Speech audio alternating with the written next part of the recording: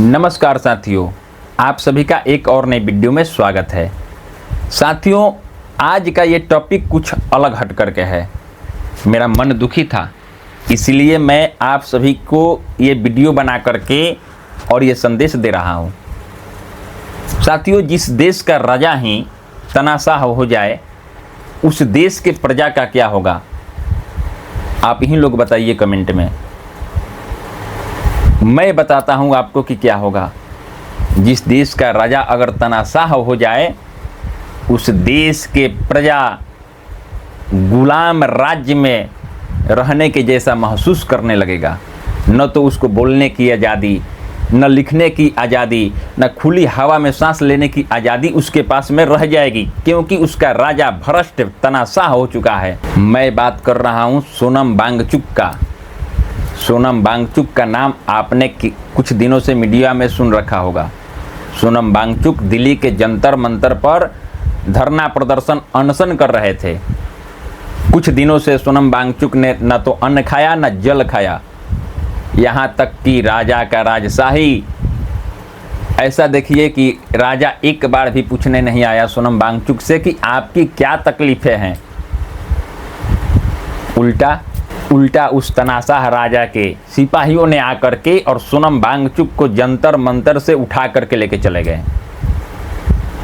खैर, राजा का राजशाही है, तनाशाह राजा का, कोई बात नहीं।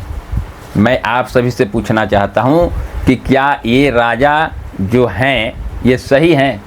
क्योंकि राजा हमेशा प्रजा के बल पर ही बनता है। ये लोकतंत्र हैं। अगर हम लोग वोट नहीं देंगे तो आपका राजशाही चला जाएगा, आपका तानाशाही चला जाएगा। अगर आप अभी भी नहीं चेत रहे हैं, अभी भी नहीं सुधरेंगे, तो आप समझिए आपका ये राज्य हमेशा बरकरार नहीं रहेगा, क्योंकि ये लोकतांत्रिक देश है, राजतांत्रिक नहीं। यहाँ पे वोट दे करके ही आपको जिताया जाता है और आप जाकर के गद्दी पर बैठते हो।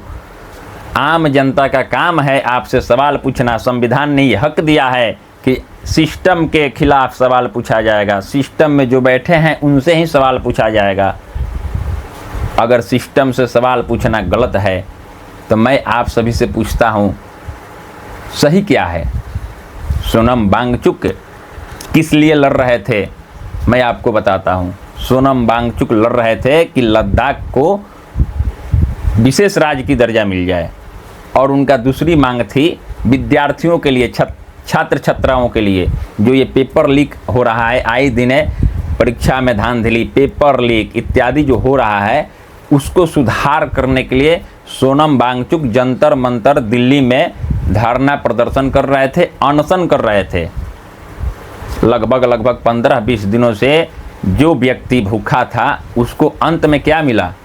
सरकार ने आकर के पूछा तक नहीं, और अंत में सरकार ने अपने सिपाहियों को भेज करके और उस सोनम वांगचुक को ही उठा करके ले गए। न रोग रहेगा, न इलाज कराना पड़ेगा। ये है हमारे भारत का दुर्भाग्य। जिस संविधान में लिखा गया कि आप बोलने के लिए आज़ाद हो, आप सिस्टम से सवाल पूछने के लिए आज़ाद हो, लेकिन यहाँ पे अगर आप सिस्टम के खिलाफ सवाल पूछना शुरू कर देंगे तो वही सिस्टम के कुछ लोग आएंगे और आपको टांग करके ले जाएंगे। ऐसा अनेकों उदाहरण है मेरे पास। अभी आपने भरत तिवारी का केस सुना होगा। भरत तिवारी अपने गांव समाज के लिए लड़ रहे थे, बदले में क्या मिला? उनको एनकाउंटर में मार दिया गया। बंटी यादव इत्यादि अनेकों ऐसे मामले आपको देखने को मिले होंगे। अगर आप सिस्टम से सवाल पूछते हो तो आप गलत हो, या तो आपको उठा करके जेल में डाल दिया जाएगा या फिर आपको एनकाउंटर कर दिया जाएगा। तो साथियों, मैं आपसे पूछना चाहता हूं कि क्या सोनम वांगचुक के साथ अच्छा हुआ?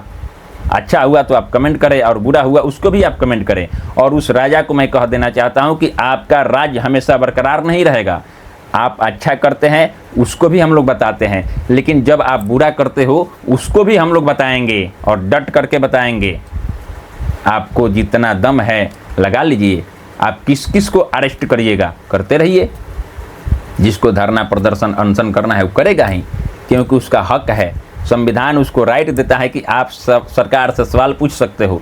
सरकार में जो रहता है उसी से सवाल पूछा जाता है, विपक्ष से सवाल कभी भी नहीं पूछा जाता है। मैं ये नहीं कहता हूँ कि जितने लोग जो मांग रखते हैं सब आप उसको पूरा कर दें, आप सोनम वांगचुक के पास में जाते और उनसे जानते कि आपकी मांग क्या है, आप उनको आश्वासन देते, मैं आपका मांग पूरा करूंगा, आश्वासन दे करके आप अनशन तुड़वा करके चले आते।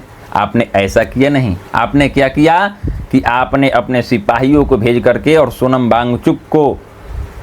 वांगचुक एक साइंटिस्ट भी हैं जो देश के लिए जीते और मरते हैं, उनको आपने टंगवा करके और वहाँ से ही हटवा दिया, गायब करवा दिया। क्या आपने ये अच्छा किया? ये जवाब आपको आम जनता पब्लिक देगी। चलिए, हमारा काम है सवाल पूछना और आपका काम है जवाब देना। चलिए मिलेंगे एक नए वीडियो के साथ, तब तक के लिए आप सभी का वीडियो देखने के लिए बहुत बहुत धन्यवाद।